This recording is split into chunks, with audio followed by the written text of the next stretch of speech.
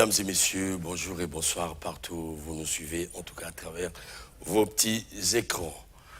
À quelques heures de la célébration donc de la déclaration de la République du Congo, nous avons pensé organiser ce plateau pour réfléchir donc sur notre République. Il faut dire que par décret 112/58 du 28 novembre 1958, de l'Assemblée territoriale du Moyen-Congo, l'Assemblée territoriale, je veux dire, du Moyen-Congo, fut déclarée la République.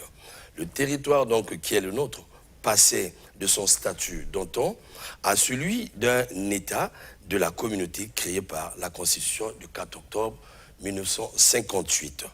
L'État autonome donc, du Moyen-Congo prend désormais le nom de la République du Congo.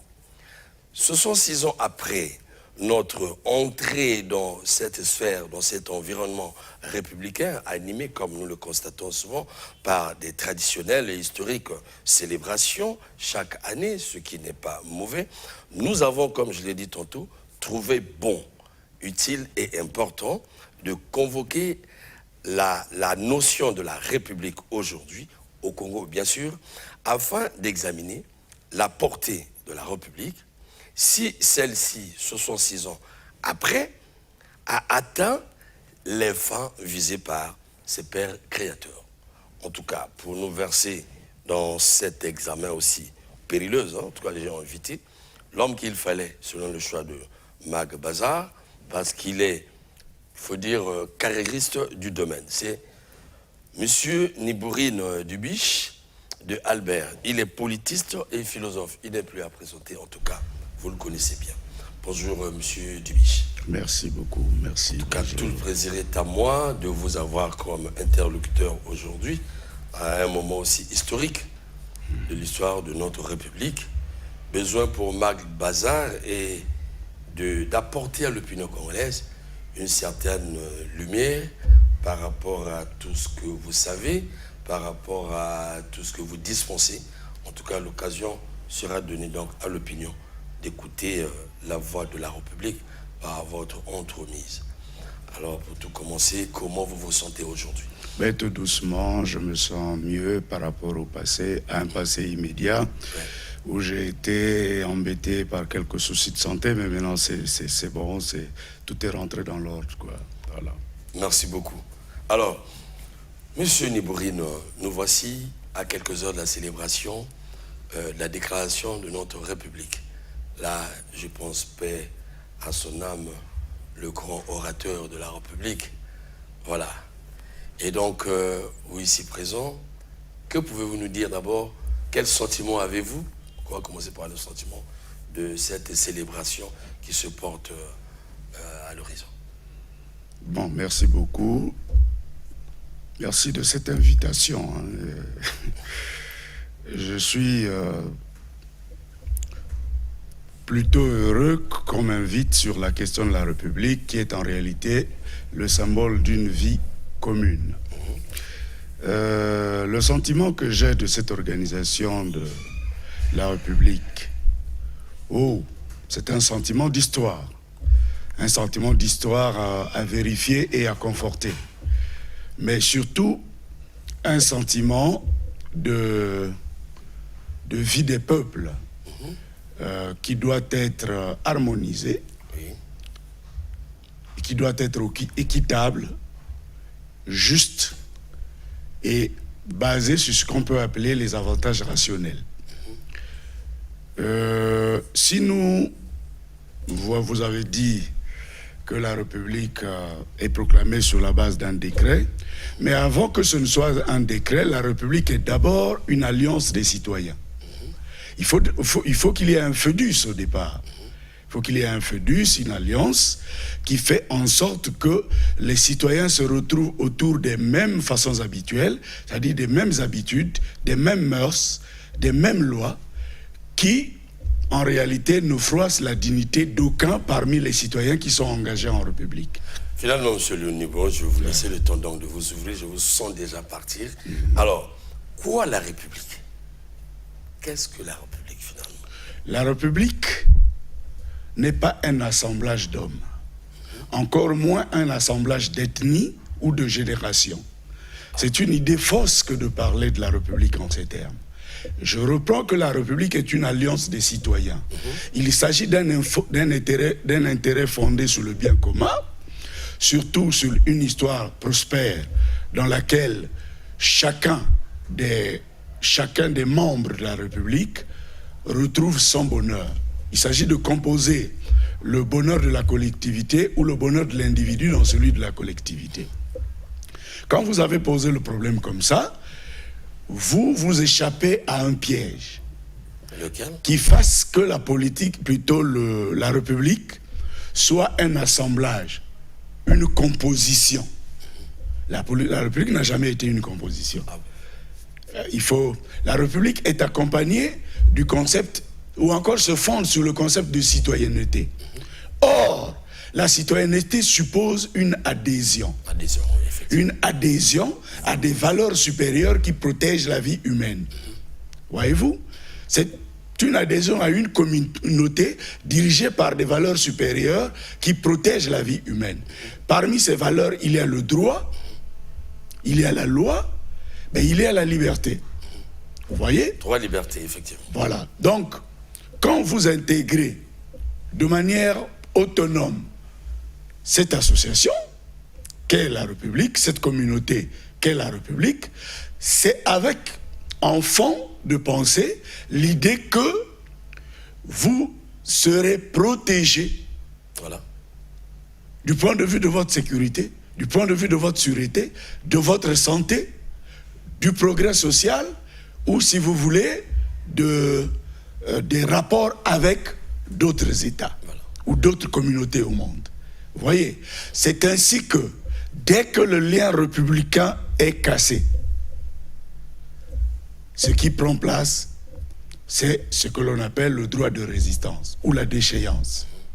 C'est-à-dire que chaque citoyen commence à reculer parce que ne reconnaît plus, voilà, la communauté équitable à laquelle il a intégré. Ouais. Alors, merci pour nous avoir présenté ce tableau. Alors, nombreux sont ces citoyens dont la notion échappe, il faut le reconnaître. Ouais. Ce n'est pas donné à tous citoyens, surtout que la culture nous pose problème. Raison pour laquelle, chers téléspectateurs, nous avons pensé partager ceci parce que la culture démocratique l'impose, elle nous échappe. Alors, la République, on a toujours parlé de la République, depuis toujours. Dans des grandes sociétés, on parle de la République une fois chez nous, tel que je viens de le présenter, mais il faudrait bien qu'on s'interroge sur l'origine de la République. Bien sûr. Voilà. Pourquoi la République?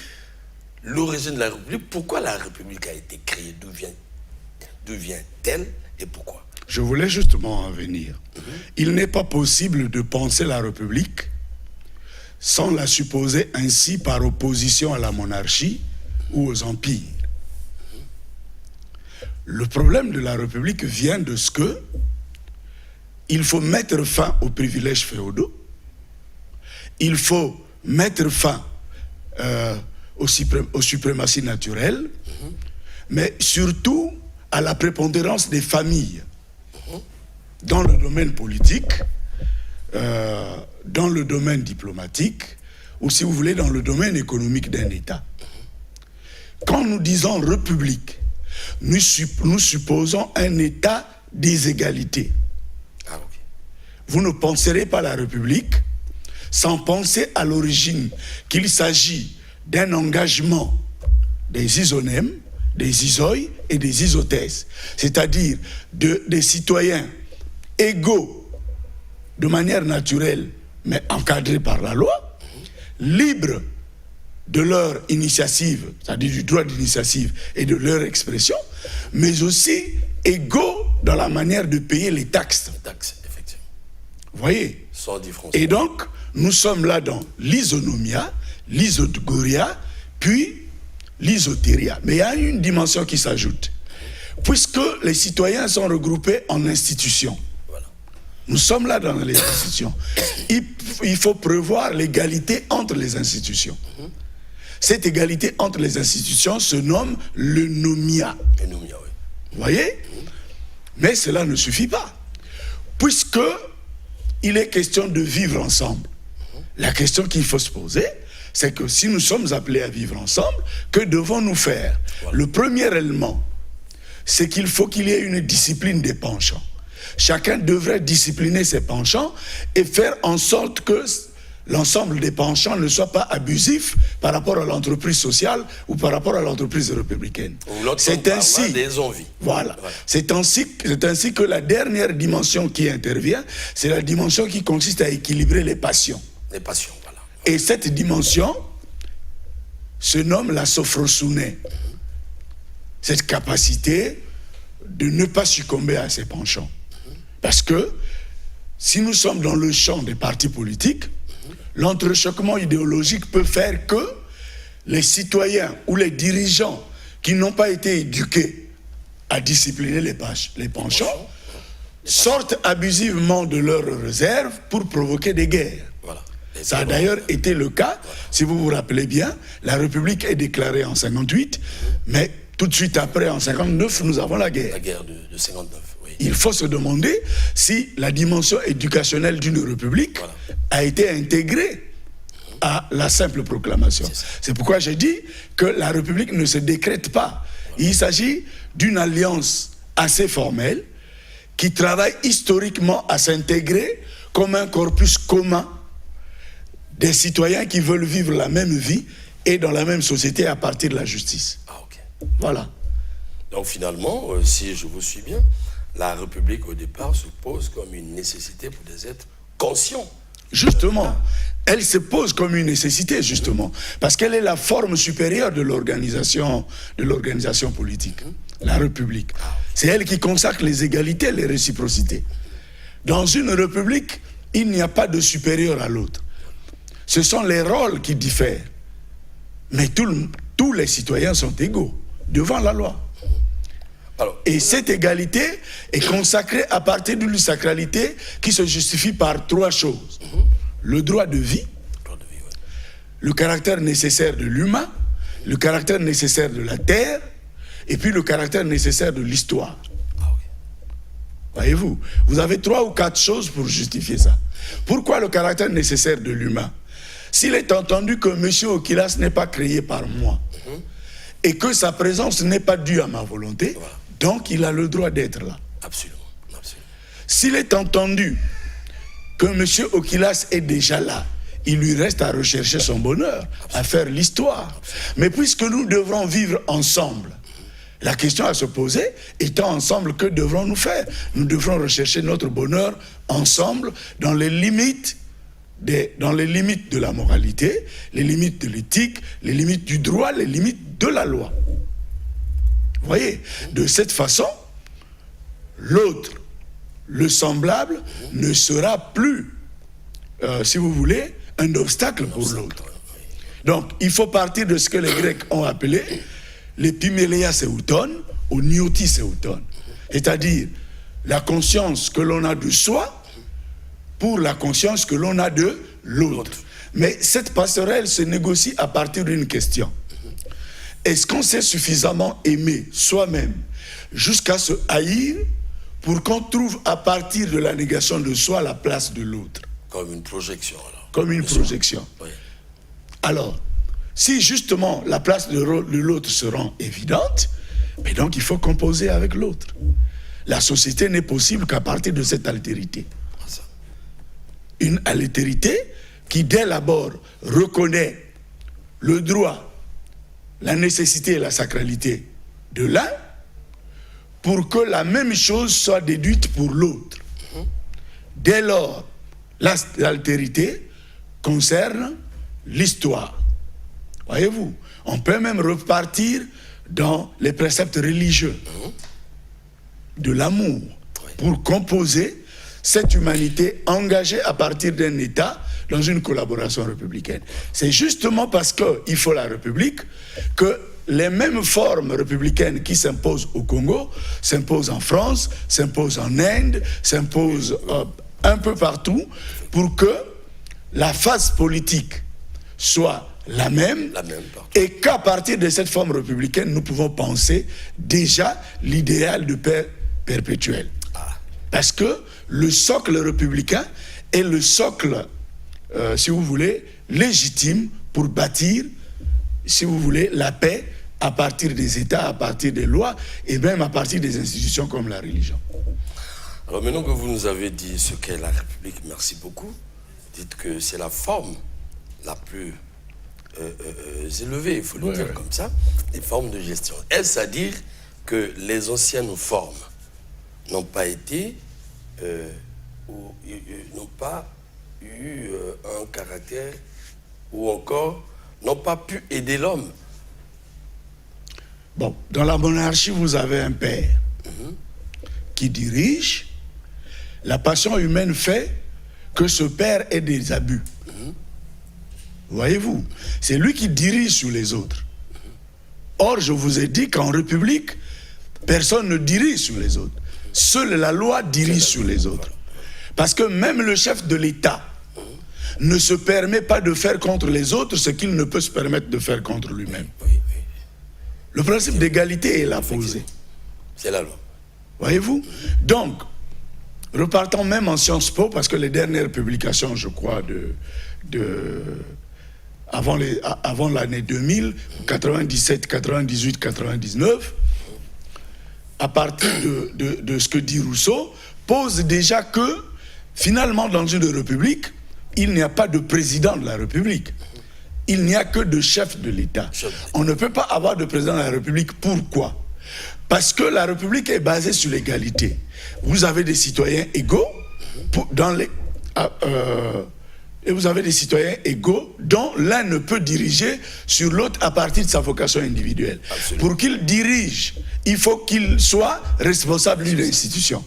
Donc le président dirige l'État qui est l'organe à partir duquel l'État apporte la satisfaction, l'organe à partir duquel le chef de l'État, y compris tous les membres qui sont représentés à l'intérieur de l'État, apporte la satisfaction au reste de la population ou du peuple. Voyez, c'est là que va se poser une autre question. S'il est entendu que la République est accompagnée de la démocratie et que tout chef est élu, la question à se poser, c'est que entre le représentant et le représenté, qui est le chef de l'autre? C'est ça. Voyez-vous? C'est le représenté qui vote pour le représentant. Absolument. Donc le représentant ne peut être le chef de celui qui l'a placé là. Voilà. Par conséquent, le représentant joue le jeu de l'obéissance absolue au prescrit de départ ou à la volonté populaire de départ. C'est ça. Donc, ça prête presque à une aliénation que de penser que même le député est un chef. Voilà. Alors qu'il n'est qu'un représentant. Qui est appelé, qui est mandaté, appelé à obéir absolument à l'objet de sa mandature. C'est ça. C'est pareil pour un chef de l'État. Vous voyez? Et donc, si le problème est ainsi posé, entre le peuple et le président, le chef reste le peuple. Mais le président est le chef de l'organe qu'on appelle l'État, avec mission impérative d'accomplir sur le peuple ce pourquoi il est là. Voilà. Vous voyez? Donc la République est un renversement de valeurs un renversement de valeurs monarchiques. Je vous ai dit tout à l'heure qu'avec la République, c'est la fin des avantages des privilèges féodaux, la fin des suprématies naturelles, mais aussi la fin de la prépondérance des familles.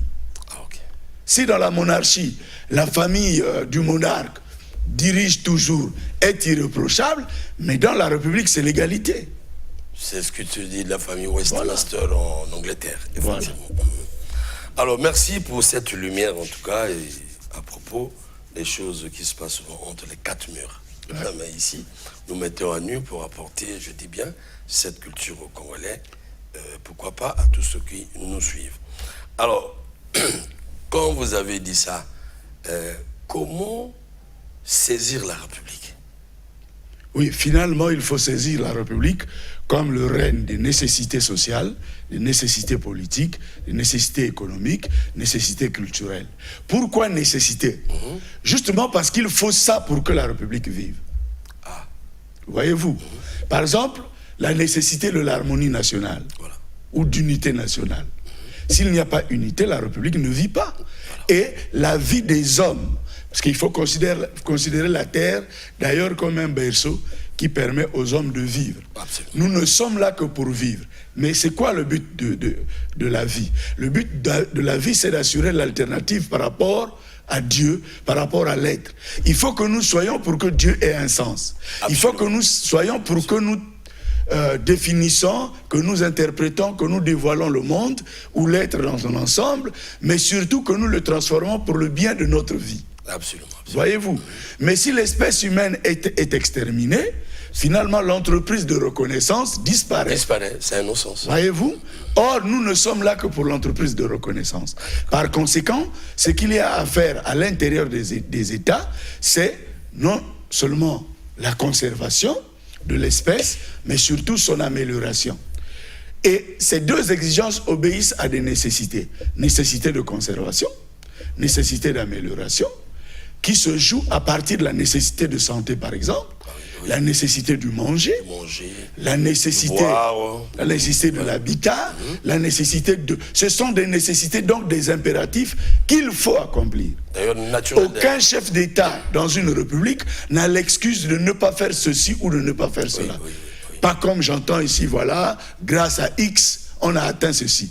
Quand vous dites que c'est grâce au chef de l'État, comme s'il n'en avait pas le devoir. C'est ça, c'est ça. Comme s'il n'était pas pressé par le devoir de le faire. Vous voyez? D'ailleurs, vous voyez là que nous perdons. Et si la République vous dit que nous sommes en démocratie, il nous faut des mandats. Ben, il y a nécessité de mandats, vous devrez vous arrêter à des mandats. S'il y a nécessité, par exemple, de ce qu'on appelle la séparation de pouvoir, mais il faut qu'elle soit réelle. Voilà. Et puis, il faut une société équitable, je vous l'ai dit tout à l'heure, accompagnée des avantages rationnels, mais surtout de l'entreprise d'habilitation des citoyens. Voilà. Et du principe de différence qui doit être observé. Si vous ne l'avez pas fait, on ne voit pas en quoi vous êtes une république. Moi, j'entends des chansons comme Nawatele tata intel kaka touke et mubike no kayala. Bon, c'est une ignorance de la démocratie. Qui a dit qu'un tel doit quitter? Laissez-le là. Il y a une autre chanson qui dit un tel, Vanda Nebonga. Voilà. Comme si on n'était pas limité par des mandats. Et comme si on n'était pas limité par l'impératif des résultats. Par l'obligation des résultats. On ignore tout ça pour poser le problème de la permanence au pouvoir. En violant un principe sacré de l'inoccupabilité du pouvoir. Vous voyez? Donc, le problème, même quand nous repartons en 58-59, voyez bien que la République a été un échec. Oui. Simplement parce que... Là, vous êtes dans l'ancrage de la République, dans notre contexte historique. Ouais. Simplement parce que, quand la République est composée, ce sont les individus qui comptent. Oui. C'est Upango, c'est Chikaya. Bon. Et dès qu'il y a eu entorse, ben, il y a eu, si vous voulez, dégagement de l'étincelle. Et l'étincelle dévastatrice, dès 59. Est-ce que cette réalité n'est pas vécue aujourd'hui lorsqu'on va la... Elle est encore vécue aujourd'hui. Parce que nous avons aujourd'hui des partis qui sont fondés sur la base des géographies. Absolument. Sur la base des géographies non institutionnelles. Absolument. Voyez-vous? Vous me permettez, c'est le constat que nous avons eu à faire au sortir de la conférence nationale. Voilà, vous avez des hommes politiques, des leaders qui incarnent les ethnies. C'était la donne de la conférence nationale. Tchisté, parti RDPS, vous avez la base Vili. Ganao, base Teki. Yombi, base Kouyou, ainsi de suite. Voilà. Et c'est ce que nous avons eu à dénoncer. Mais c'est justement une dérive. Je l'ai vu sous le titre de l'émission. Voilà. C'est justement une dérive. Mais à quoi est due cette dérive? Au manque de rationalité dans la politique. Parce qu'il faudrait, je vous ai dit tout à l'heure, qu'il faudrait que les idéaux conviennent aux sentiments de ceux qui sont assemblés dans l'Alliance. Voilà. Or, les gens se disaient que finalement ne peuvent faire la politique que X ou Y, jusqu'aujourd'hui d'ailleurs, ne peuvent faire la politique que X ou Y, et c'est une partie du pays qui se retrouve dans la personne, et vous voyez d'ailleurs aujourd'hui dans nos gouvernements, dès qu'un est nommé ministre, il fait tout pour qu'il soit le représentant de la contrée d'où sont venus ses parents. Voilà, effectivement.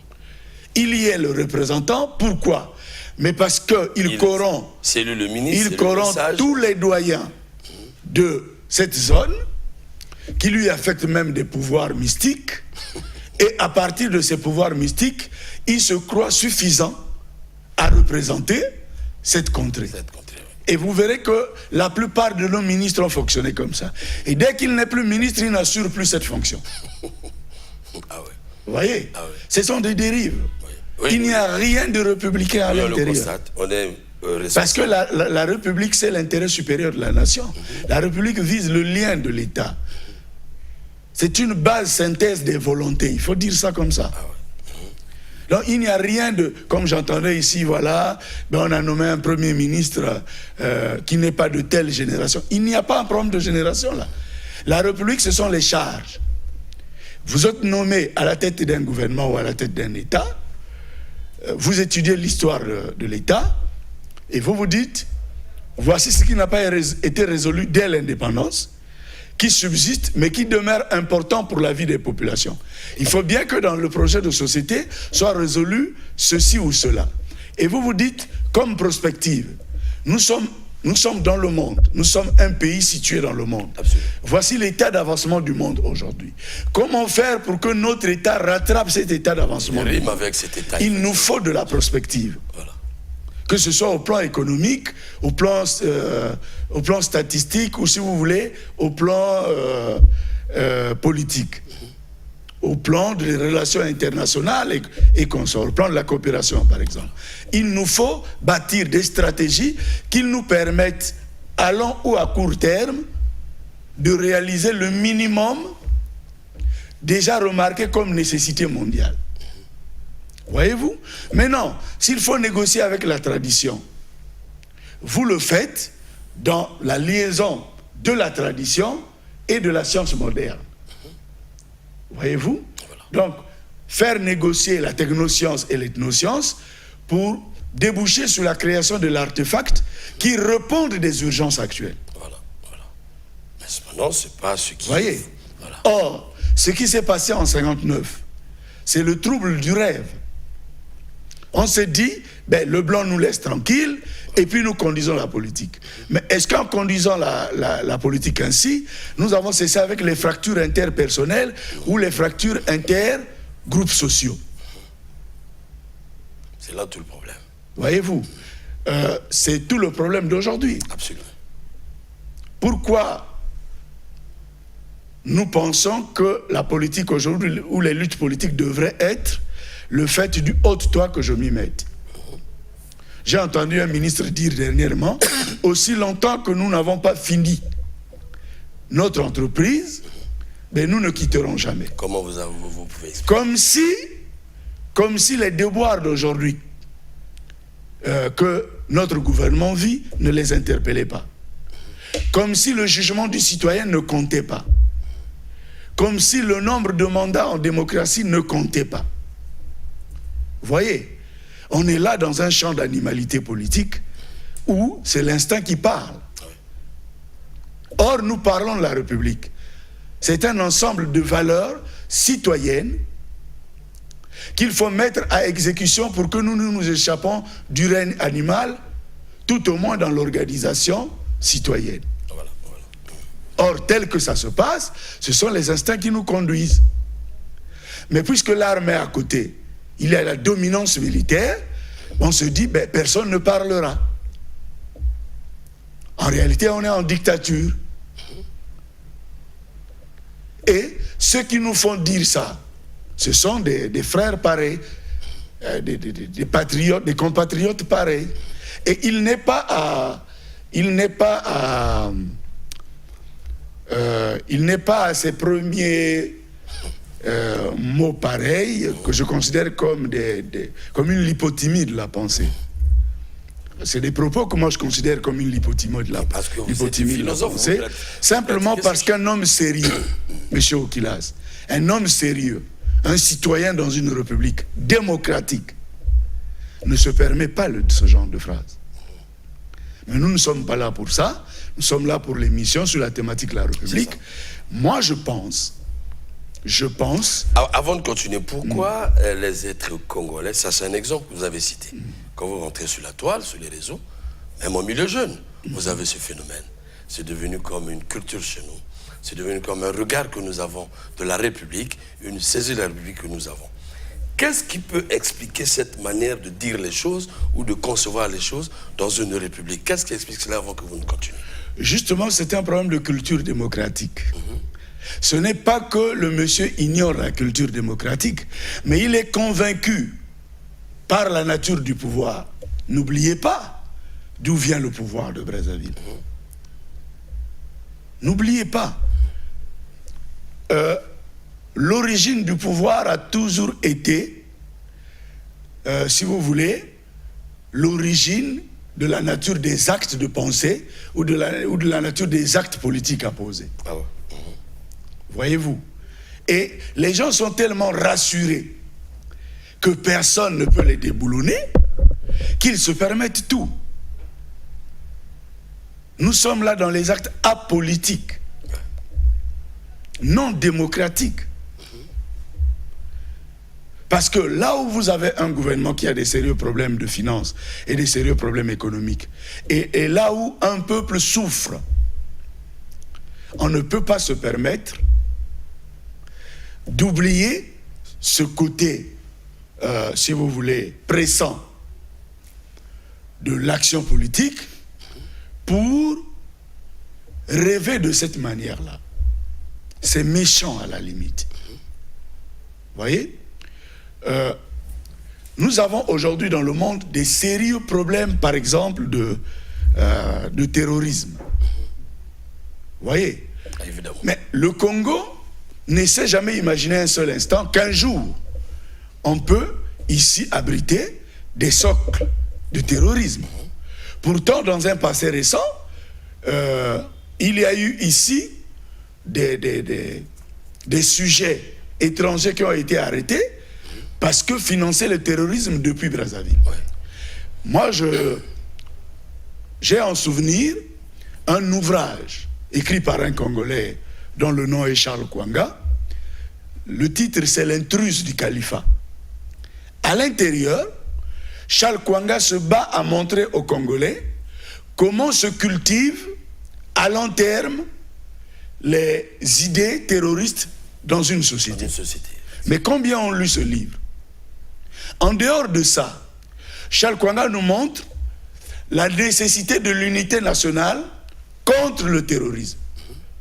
Charles Kwanga montre que quand on est uni, quand un peuple n'est pas divisé, quand un peuple est épargné des phénomènes comme bébé noir, il peut par conséquent être épargné des phénomènes comme le terrorisme. Pourquoi? Parce que les bébés noirs sont un terreau. Il suffit qu'ils soient financés et formés pour que leur acte soit de plus en plus dévastateur. Or, il faut craindre ça. Vous voyez? Et Charles Kwanga montre même comment les femmes sont initiées au terrorisme. Ça commence par des mariages. Vous êtes pris en mariage et au moment où vous êtes dans le foyer, on vous initie à cela. Mais ça, le Congo ne fait pas attention à ça. Et au plus haut niveau, Charles Kwanga montre comment, à partir de la coopération entre les religions, on peut mettre fin à ça. Charles Kwanga vise un certain écuménisme interreligieux qui puisse se baser sur la nécessité de la conservation de l'homme comme créature divine.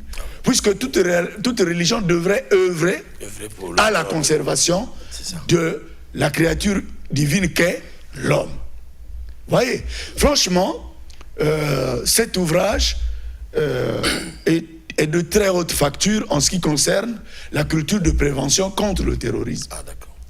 Et l'intrus du califat, de mon point de vue, méritait d'être lu, y compris dans nos écoles, ici, pour permettre aux enfants d'avoir les rudiments nécessaires, les rudiments méthodologiques nécessaires pour se protéger ou se préserver contre le terrorisme. Voyez, mais pour revenir à notre sujet, je vous ai dit tout à l'heure que la République, c'est la fin des privilèges féodaux. Nous voyons dans ce pays des familles qui pensent être les plus importantes de la République. Leur père est chef de l'État. Mais même son garde du corps ne peut pas être derrière lui parce que les enfants doivent être là. L'État engage un garde du corps pour la protection de votre père. Et votre père n'est pas un monsieur ordinaire, c'est un chef d'État. Mais parce que vous êtes des enfants, vous voilà derrière le père et le garde du corps est de côté. Et s'il y a un problème, vous faites quoi? Non, on ne peut pas avoir une telle conception prosaïque de la famille ou de l'État. Il faut qu'on règle ce problème.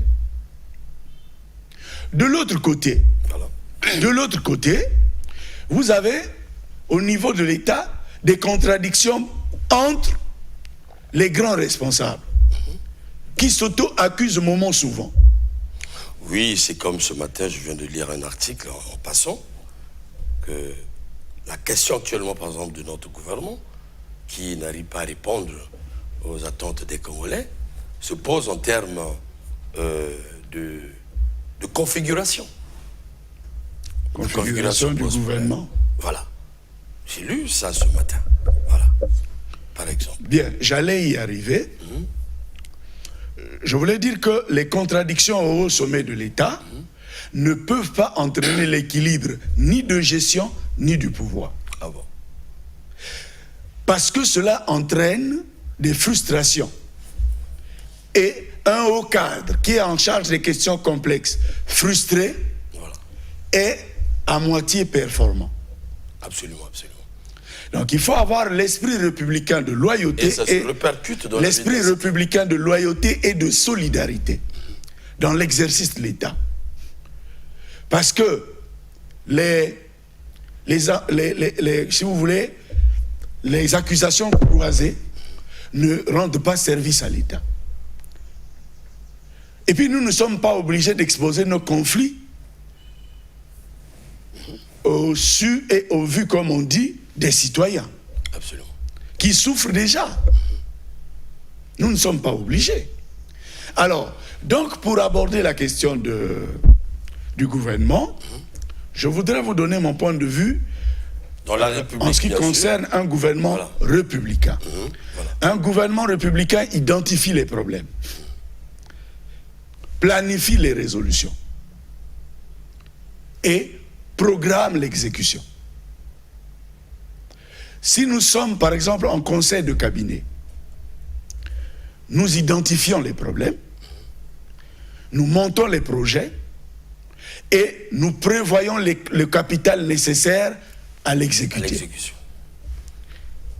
Tout le problème avec notre République, c'est que nous nous retrouvons en conseil de ministres tous les jours, en conseil de cabinet moment souvent, c'est-à-dire que l'exercice méthodologique d'identification, planification et prévoyance de réalisation ou d'exécution est là posé, ou sont là posés, mais les actes ne se font pas voir. Je crois, comme je l'ai dit dernièrement, il y a un sérieux problème d'orthodoxie financière. J'entends par orthodoxie financière le système qui consiste à tout prévoir à partir des coefficients financiers. Si les coefficients financiers disponibles ne sont pas possibles, mais on ne fait même pas un programme du gouvernement. Comment vous imaginez que la programmation économique soit faite par année? Je dis bien la programmation économique est faite par année, c'est-à-dire que tous les chapitres sont tenus en compte avec leur évaluation comprise, et qu'arrivé au niveau du gouvernement, le programme du gouvernement les valide, et prévoit l'exécution, mais on arrive à un moment où on ne peut pas le faire. La question qui se pose par la suite, est-ce les coefficients financiers à affecter à chaque projet qui pose problème, ou une volonté manifeste de ne rien faire pour que l'argent, s'il est disponible, aille dans les poches des responsables. Mais cette volonté ne peut pas être collective. Je ne suis pas certain. Je ne suis pas certain qu'il s'agit de la deuxième raison. Apparemment, le Congo ne s'est pas suffisamment donné du capital pour financer son développement. Apparemment. Dernièrement, j'intervenais à un audio du doyen Asie Dominique de Marseille, où je lui disais que je considère que même nos budgets actuels, nos provisions budgétaires actuelles ne suffisent pas pour développer le pays. Parce que justement pour développer le pays, il y a l'existant et le prévisible. Il nous faut penser, par exemple, aux écoles de métiers que nous n'avons pas ici. Il faut les penser, mais ces écoles de métiers ne coûteront pas 10 francs demain. Mais pour ce que nous avons déjà pensé au jour d'aujourd'hui, ce que nous avons déjà programmé, nous avons eu ici des programmes de lutte contre la pauvreté, nous avons eu plusieurs programmes. Absolument. Quelquefois avec l'UNESCO, avec d'autres institutions internationales. Mais pourquoi on n'est jamais allé à l'exécution? Parce que certainement nous n'avons pas la capacité, au moment où nous parlons, de financer complètement ces chantiers. La question qui va se poser, si nous avons un gouvernement, à quoi sert-il aujourd'hui? C'est pourquoi je vous disais, s'il y a une telle chose, une telle crise de finalisation de procédures, mais convoquons une convention nationale spéciale.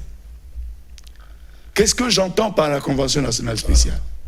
La convention nationale spéciale est un ensemble d'opérations au niveau local, au niveau institutionnel, on peut dire au niveau administratif, qui fait que chaque agent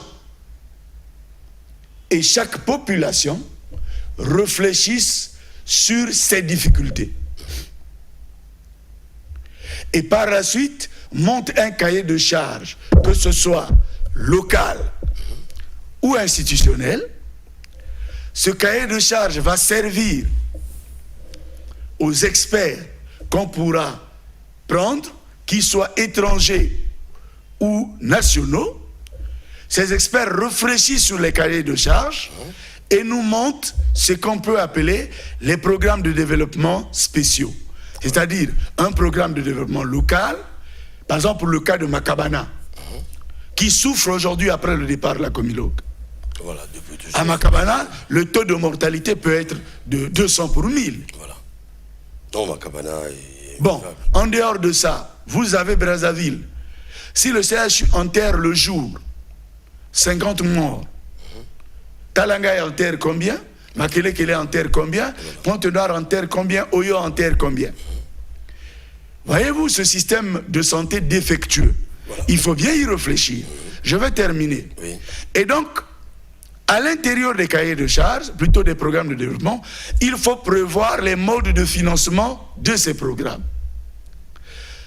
De manière à faire en sorte que nous recherchons nécessairement des financements avant même d'élaborer des projets. Et si nous pensons que pour obtenir des financements, par exemple auprès des organismes internationaux, il nous faut avoir ces programmes, mais alors dès que nous avons l'argent, finançons les projets rationnellement. Pour craindre de tomber dans ces troubles de gestion qui font que la plus grande partie de l'argent part dans les poches des Congolais, et ce qu'il faut pour développer le pays est très moindre. C'est ça toute la difficulté que nous avons au regard des différentes interpellations, des scandales financiers. Récemment, nous avons échangé avec l'un des patrons de la justice à propos. Malgré que nous avons décrété la lutte contre la corruption, le vol, tout ça, ça semble être têtu. Alors, le temps nous presse, on a beaucoup à dire, je pense que, chers téléspectateurs, vous avez la soif de beaucoup écouter. J'ai dit tantôt au début de cette émission, nous avons pensé convoquer un philosophe, un politiste pour sortir un peu des sentiers battus des politiques, mais un philosophe au moins qui peut nous dire des choses pour avoir écouté la voix et pour avoir lu les pensées généreuses, pour avoir fini, il faut dire les pères de la République. Des discours que nous n'avons pas souvent l'habitude d'écouter. Aujourd'hui, il est question de faire, il faut dire, établir une adéquation, je veux dire, entre la réalité de la République telle que conçue par ses pairs et notre République. Parce qu'on ne va pas aller dans tous les sens. La République est universelle, elle fonctionne selon ses normes universelles, mais il faut qu'on arrive aussi à nous examiner, à observer ce que nous sommes devenus, si nous la pratiquons, si nous sommes vraiment des vrais républicains, et au finish, qu'est-ce qu'il faut faire? C'est ce qui est plus capital pour les sachants, pour les esprits sérieux. Et pour ceux qui savent, ils en savent encore plus parce qu'ils ont un regard dans la République. Et enfin, j'aime souvent dire, tout le problème que nous avons également, c'est l'élite. Est-ce que la voix de l'élite est écoutée? La République est réfléchie, elle a été pensée, conçue, inaugurée par des penseurs, bien sûr. Des politiques appliquent. Est-ce que la voix de la raison tonne au Congo pour dire ces choses? Raison pour laquelle le philosophe politiste a dit nous avons un problème de culture démocratique. Il faut qu'on commence à accepter cela pour chercher à aller vers les sachants qui puissent vulgariser cette culture, s'il vous plaît. Alors, monsieur le philosophe, permettez-moi, alors, nous avons passé déjà un peu de temps dans cet ancrage-là, de contexte historique. Alors, aujourd'hui, nous allons aller à l'essentiel. Il nous reste quelques minutes, peut-être on en reviendra. Alors, j'aimerais bien que vous essayiez de réfléchir sur le mariage, peut-être politique et république chez nous, parce que la politique est au centre de tout. Vous avez déjà commencé à le faire depuis 1959. Est-ce que notre politique rime avec la République? Non, bien sûr, non. Parce que l'identité de nos partis politiques, déjà, ce sont des identités sectaires. Tribal. Ouais, ça nous... Voyez-vous, nous sommes en plein dans le tribalisme, y compris au niveau de la fonction publique. Comment sont nommés les cadres? Même les jeunes qui sont sélectionnés pour aller en formation ici et là, comment sont-ils sélectionnés? Voyez, mais je voudrais revenir à l'économie. L'économie, bien sûr. Il faut créer les conditions pour que notre économie s'adapte à notre... si vous voulez, non. Il faudrait bien que notre économie s'adapte aux soucis d'invention. Il faut beaucoup d'ingéniosité dans la société, dans tous les domaines. Je voulais revenir à la théorie de M. Ngasiki, de l'ambassadeur Ngasiki, l'infinitique inclusive, qui pense qu'il faut chercher à valoriser tous les domaines encore non économiquement valorisables. Ou encore non économiquement valorisés. Faire en sorte qu'on affecte la valeur économique et financière à des secteurs encore non financièrement valorisés. Vous avez par exemple le domaine de la location, le bail. En dehors de ça, vous avez les taxes domaniales. Faire en sorte que tout celui qui a une parcelle paye les droits de la parcelle, et que s'il a des locataires, qu'il paye en fonction de la présence des locataires. Effectivement. Voyez-vous, il y a plusieurs choses. Il y a par exemple ceux qui sont des propriétaires fonciers, qui devraient payer chaque année des taxes pour la conservation du domaine. Mais ça se passe ailleurs. C'est comme ça. Voyez-vous. Ça fonctionne ailleurs. Maintenant, la question aujourd'hui, je suis d'accord avec M. Ngasiki qu'il s'agit là de l'élargissement de l'assiette fiscale. Je suis d'accord avec lui. Mais la culture congolaise est-elle fondée en raison à faire en sorte que ce genre de droits soient observés? Là, ce sera un problème de culture, un problème d'éducation. C'est ça. Si je prends la théorie de M. Ikiemi, liée à ce qu'on appelle les microfinances, Voilà.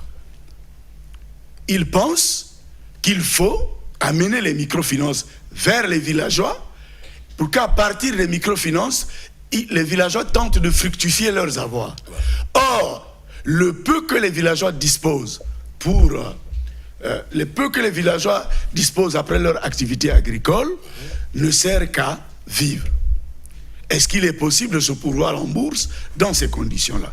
Troisième moment, nous avons vécu sous le rythme des économies d'échelle, des économies de marché et tout. Moi, je crois qu'il faut aller vers ce que dit Maurice Obadia, l'économie de la relation. Cette économie qui fait attention à l'humain. Ah ouais. C'est-à-dire faire en sorte que l'État congolais crée d'abord des structures d'accompagnement de l'homme. De l'homme, avant le reste, effectivement. Des structures d'accompagnement de l'homme, c'est-à-dire des pauvres qui sont dans l'autre là, dans les villages, faire en sorte qu'ils soient accompagnés, pas simplement par des formules assez limitées comme l'Isungi.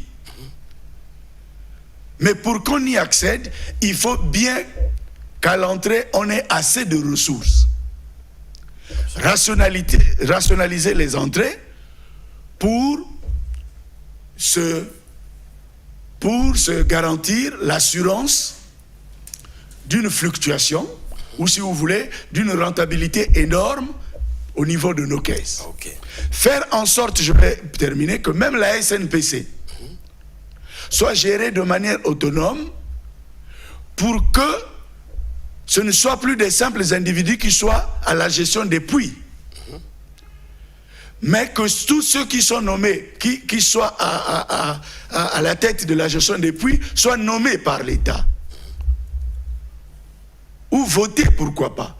Qu'on sache, tel puits nous rapporte quoi exactement, et chaque mois nous avons droit à combien. Et que cet argent aille directement dans les caisses du trésor public. Au lieu de passer par des stratégies comme, voilà, on met un individu pour échapper au fonds vautour. Ce sont des stratégies qui nous mettent en péril.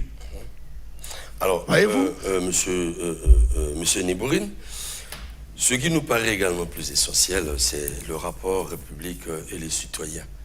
Tout ce que nous évoquons, si le citoyen ne rime pas avec la République, c'est ce que d'ailleurs nous constatons, c'est même l'objet, peut-être tout l'intérêt de ce plateau. Voilà. Mais la culture de la liberté, voilà, la culture de l'égalité, la culture de la réciprocité fait que tout peuple dans une république se constitue en corps. Corps, C-O-R-P-S. Ce corps fait en sorte que le peuple soit le juge de l'action du gouvernement. Que le peuple réagisse toujours quand le gouvernement est en défaut de procédure. J'ai dit tout à l'heure que dans une république, le chef de l'État ne se permet pas contre le peuple ce qu'il ne peut se permettre contre lui-même.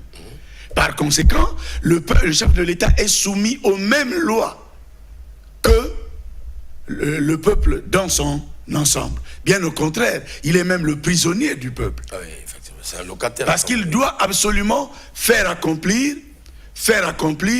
la volonté du peuple. C'est ça. Je suis quand même étonné de voir un peuple qui met en perspective un programme de gouvernement, parce que a pu voter un candidat, se mettre à encenser ce candidat sans attendre les résultats. C'est ça qui m'étonne. Je suis quelque peu surpris. C'est là le problème de la culture. Et donc, la culture républicaine est une culture de contrôle, est une culture qui, dans la relation gouvernant-gouverné, est une culture de surveillance, est une culture de prudence, de précaution. Absolument. Voyez-vous, c'est ainsi que le Parlement, à l'origine de la politique, n'a jamais été le siège des partis politiques, de la représentation des partis politiques. Bien au contraire, le Parlement est le siège des patriotes assez intègres qui ont la capacité de se prononcer objectivement sur l'action de l'État. Mais quand nous prenons les responsables des partis politiques, nous logeons à l'Assemblée, mais le jeu de transparence disparaît. Bon, je constate que l'autre Assemblée actuelle fait un travail assez acceptable vis-à-vis du gouvernement.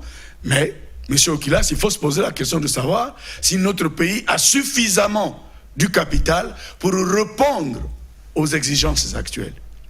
Maintenant, s'il n'y en a pas, vous convoquez la Convention nationale spéciale. Ce n'est pas parce qu'un chef d'État a été élu qu'il est bloqué par les principes d'édition financière qu'il faut continuer à le garder là. Ah non, il faut se reviser.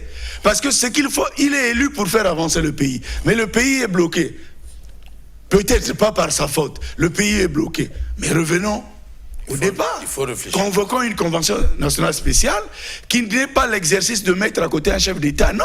Mais qui est l'exercice de rechercher les possibilités pour fructifier nos avoirs et chercher à aller de l'avant vers le financement autonome de notre développement. Parce que n'oubliez jamais qu'on est indépendant que quand on est capable d'user de sa liberté pour la construction de son propre environnement.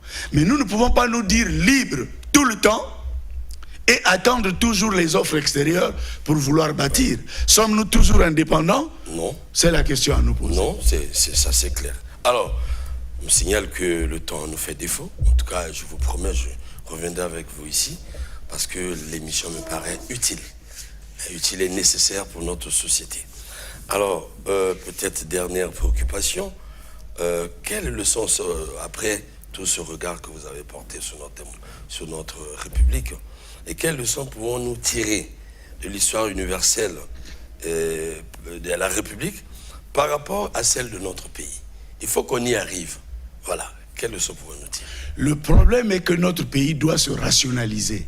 J'entends par se rationaliser, se donner une culture républicaine. J'entends parler du vivre ensemble dans ce pays. Mais la question qui suit, et qui est même au fondement du vivre ensemble, c'est si nous sommes appelés à être ensemble, que devons-nous faire? La loi doit être juste, le droit doit être fonction de toute vie, et faire en sorte que tout citoyen soit heureux de vivre dans le Congo. Parce que la République veut dire que nous avons en possession, que nous avons en partage cette commune possession de la surface de la terre. C'est ainsi, de la terre républicaine bien sûr, c'est ainsi qu'aucune famille n'est supérieure à l'autre, qu'aucun citoyen n'est supérieur à l'autre. Mais pourquoi devrait-on constater que dans une république, il y en a qui doivent être des déshérités et d'autres des avantageux ou des privilégiés? C'est ça qui entraîne la guerre justement. C'est ça qui entraîne la guerre. Un peuple, une république veut dire assistance aux autres. Assistance aux déshérités. La République se fonde entre autres par l'humanisme. Voyez-vous, par la solidarité, par la loyauté. Et donc, nous ne pouvons pas constater dans une République, j'ai parlé tout à l'heure de Makabana, que des gens se meurent là-bas depuis le départ de la Comilogue et le gouvernement ici est insensible à une telle population. Vous parlerez de Dolisie. Il y avait là, comment vous appelez ça? Il y avait là Sokoboa et tous les autres, ça a disparu. Owando n'a rien comme entreprise. Infondo, comment on appelle ça? Oyola, rien comme entreprise. Mais les gens ne vont pas vivre de l'air. Les gens ne vont pas se contenter d'un pouvoir parce que le président est beau ou tel ministre ou tel autre est beau. Il faut qu'on travaille. Si au niveau du gouvernement, nous avons des limites qui sont relatives à tout le Congo, arrêtons-nous un moment, mettons-nous tous dans la réflexion, recomposons les choses et allons de l'avant. Voici comment moi je pense la République. Je pense la République en termes de socio-technique opportuniste, pas en termes d'utopisme révolutionnaire. Voilà. C'est comme ça que moi je pense les choses. C'est-à-dire, toutefois qu'on a des difficultés, on s'arrête, on les résout, on avance. Nous ne courons après personne, on est en course avec personne, nous avons des problèmes pendants devant nos yeux, réglons-les. Il n'y a pas de roi ici. Dans la République, tout le monde est égal. Il n'y a pas de roi ici pour soumettre les autres. L'arme est achetée par l'État pour servir l'État. L'arme n'est pas achetée par l'État pour détruire les autres, ou les plus courageux, ou les plus libres. L'arme doit se taire, nous devrons bâtir la République. Et puis je voudrais émettre un avertissement. Voilà. Tout ce qui s'est passé ailleurs, là, avec des coups d'État, des militaires qui prennent des pouvoirs, ici est un poison. Une telle chose ici est un poison. Pourquoi? Déjà que nous sommes en difficulté, même la maison qui est à OCCF là, nous n'arrivons pas à construire. Un État qui n'arrive pas à construire une maison, et vous faites la guerre dans un tel pays, vous faites des coups d'État dans un tel pays, mais c'est pour vivre comme des chiens sur des longueurs. Absolument. Qui vous viendra en aide? Personne. Qui vous sera sensible? Personne. Alors donc, la méthode, c'est de faire en sorte que nous cultivons ce qu'on appelle la société technique opportuniste, regarder les problèmes au cas par cas, les résoudre et avancer. Voilà. C'est comme ça que moi je vois les choses. Merci beaucoup. Merci beaucoup. Le temps nous a imparti. En tout cas, nous reviendrons sur ce plateau avec M. Nibourine. Prochainement également, le docteur Amar, qui est déjà passé à ce plateau parce que l'heure est venue pour que nous puissions parler vraiment République, que nous apportons au Congo la lumière, la connaissance de ce que nous devrions être et non ce que nous sommes. Ceci pour rimer avec l'universel, c'est pour rimer avec tous les pays du monde, parce qu'un citoyen se fabrique, il se façonne. Je l'ai toujours dit, Monsieur Nibourine, nous avons vu ce qu'a été le marxisme dans ce pays. Lorsque nous avons plongé dans le marxisme, Gouabi avait su travailler sur l'homme. Ce qu'il avait apporté, c'est la culture marxiste. Il avait stratifié la société du pionnier, de la femme, MNP, ainsi de suite, jusqu'à apporter une doctrine. Et au sortir de là, nous comprenons clairement que, au sortir de la conférence nationale, rien n'a été donné aux Congolais. Il n'y a pas eu une certaine formation selon une certaine culture. C'est pourquoi nous constatons que chaque fois, nous célébrons tout. L'indépendance, nous célébrons. La République, nous célébrons, ainsi de suite. Mais nous ne réfléchissons pas à propos. Or, c'est à nous et à vous, l'élite, d'apprendre à faire, nous lancer à cet exercice. Et pour ceux qui n'ont suivi, je pense que vous avez fait une certaine réminiscence. Merci donc pour nous avoir suivis. Au prochain numéro, merci M. Nibourine. Il faut rappeler que vous êtes philosophe et politiste. Merci en tout cas d'avoir dégagé ces connaissances. Au nom des pères de la République, bien sûr, au nom de Zeus. Au revoir chez vous, à la prochaine fois. Merci.